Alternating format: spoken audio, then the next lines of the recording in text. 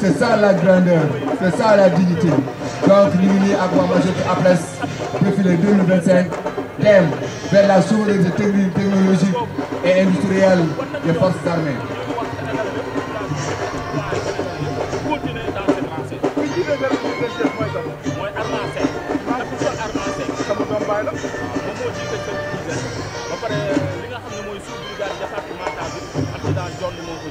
xam nga armée nationale Seydina Mohamed koor boo dem rek am na aaya bu mu ko bàyyil yow seen aaya xam nga lu mu leen wax am na zaafata menal iman set bokk na ci gëm yàlla kon maa ngi lay jaajëfal boo demee nuyu ñu ko léegi nag ñu dégluwaat tuuti nag ci ambiance ndax APRES a ngi nii war a ubbil ñi nga xam ñoo war a défilé à pied waaye Cheikh Diédhiou dén bu ma sori ndax yow yaay suñu gët yaay suñu tum yaa ngi ñëwaat dawal doxantu di sa dikkaat donc mon lieutenant Bassine Joseph Diouf tey défilé bi soleil baa ngi tapé mi ñëpp ngi toog ñu ngi xaar les majorettes APRES dirigés par le professeur Moustapha Lom. léegi nag APRES mooy ibil défilé à pied yi Abdou Fall Thiathio moo yor tambour major ba Abdou Fall Thiathio doomu Mëgëy Jaag ñi ko xamul mooy jëmb moo tàbbi woon ca teen ba ca théâtre ancien doomam Abdou Fall Thiathio sab xale yi moo yor tambour major directeur école bi mooy Lom APRES Lom Igo moom nag daa mën a jàngale ñaar mën naa jàngale ci alxuraan mën naa jàngale ci donc aujourd'hui c'est les troupes la troupe des majorettes de APRES qui passent devant nous et qui vont augurer du défilé militaire à pied.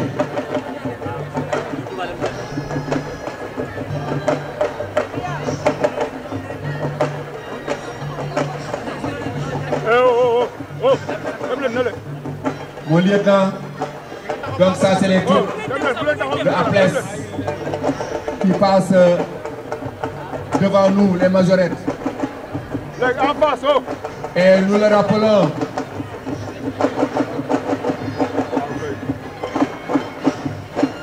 Donc ce sont les troupes de APRES qui passent et nous rappelons que les premières majorettes ont défilé pour la première fois le 4 avril 1975 sous la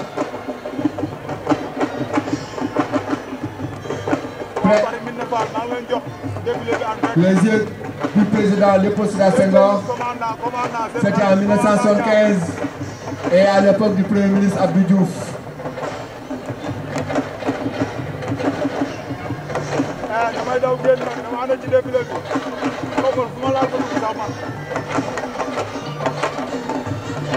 Donc waa APRES nii nii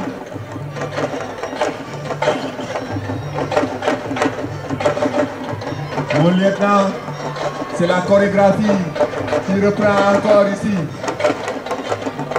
Et il y avait les tambours majors.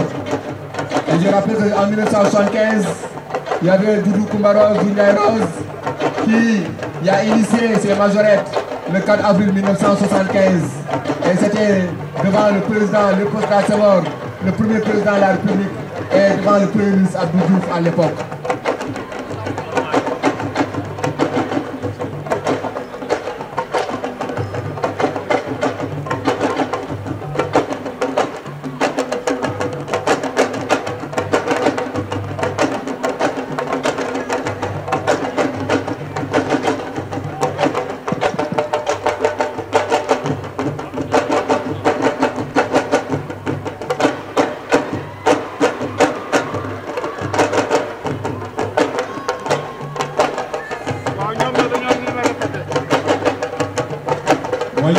Vous le disiez tout à l'heure, tantôt, que ces majorettes participent au panorama, au décor. Effectivement, monsieur Ciss, il est bon de rappeler que les majorettes sont une tradition emblématique qui illumine les célébrations nationales, comme la fête de l'indépendance. L'idée des majorettes sénégalaises a été inspirée par le célèbre tambour major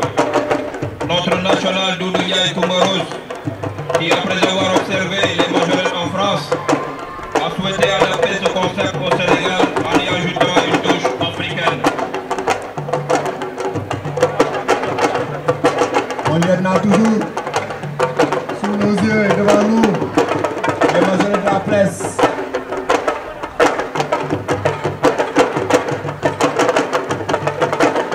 Et c'est la grande chorégraphie. Et l'enchaînement et la coordination des mouvements.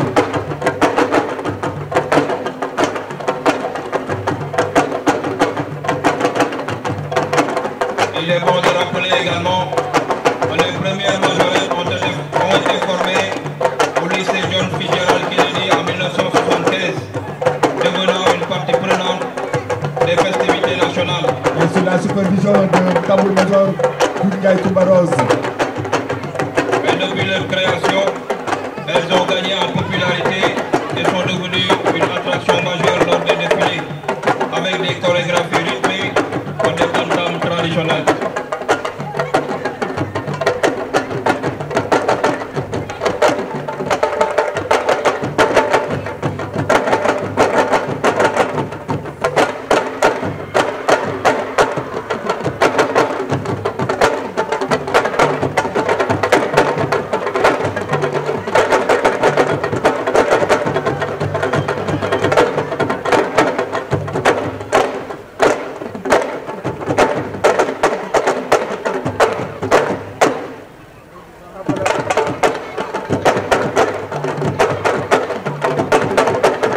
Avec les majorettes de la presse.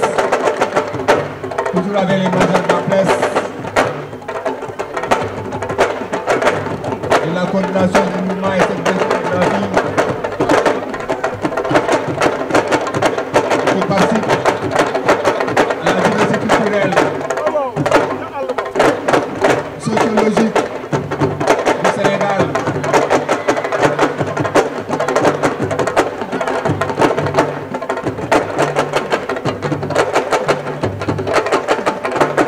Mon adjudant Kouy, Tadja Kouy, nous voyons le gouvernement de Ndorabi qui sont aujourd'hui exécutés par ces belles majorettes, par ces majorettes de groupe à presse. Et ça, nous le disions tantôt, participe à la diversité culturelle, à l'harmonie, à l'ambiance des grandes fêtes, particulièrement le 4 avril. Comme vous l'avez si bien souligné, les majorettes célèbrent l'identité culturelle sénégalaise en combinant des éléments traditionnels et modernes dans leurs performances. Voilà, c'est ça aujourd'hui. Et ils sont en train d'exécuter les danses de tout le pays, du nord au sud, d'est à l'ouest, de Sibassor à Ndiongolo, de Bandefassi à Dakar, en passant par Rufisque, en passant par Thiès, par les Seyeurs, Nord, Route, par les Safi, donc par le Sine, le Saloum. Donc aujourd'hui, toutes les danses étaient magnifiquement interprétées, magnifiquement exécutées. Et ça, c'est l'unité nationale. Et ça, nous le disons, c'est la diversité culturelle. Mon lieutenant. Donc il est vrai qu'aujourd'hui, les appartenances culturelles sont écrasées, les appartenances ethniques et religieuses sont écrasées, les appartenances politiques et sociologiques sont écrasées. Aujourd'hui, on ne parle que du drapeau national, on ne parle que du vert, que du jaune et du rouge, car c'est un drapeau qui nous rassemble, qui rassemble tous les Sénégalais comme une seule et unique personne. Et je rappelais tout à l'heure, mon lieutenant, que le Sénégal a le plus joli drapeau du monde, que le Sénégal a le plus bel hymne du monde, que le Sénégal a la plus magique des devises, un peuple, un but, une foi.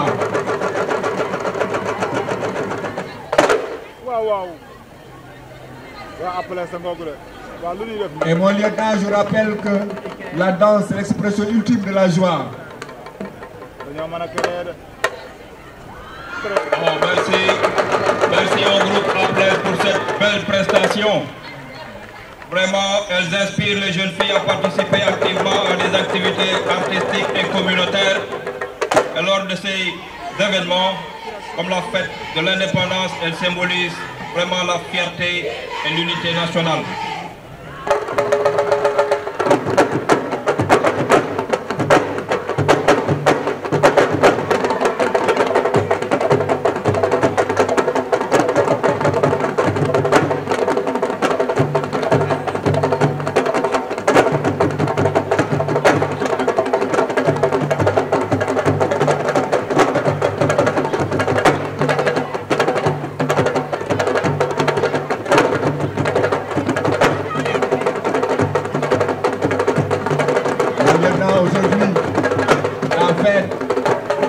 Est grandiose. C'est une magnifique fête, une grande fête, une fête solennelle où tout le monde est représenté. Tout Thiès aujourd'hui est ici, malgré le soleil, le brave.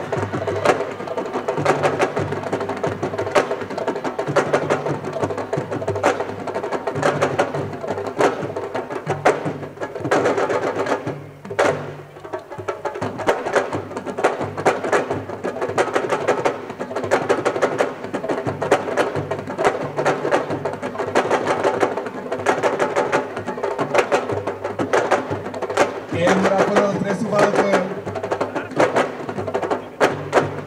dans certains établissements, les majorettes sont choisis sur la base de la performance de leurs notes et de leurs moyennes. Ça c'est important aussi pour démontrer que c'est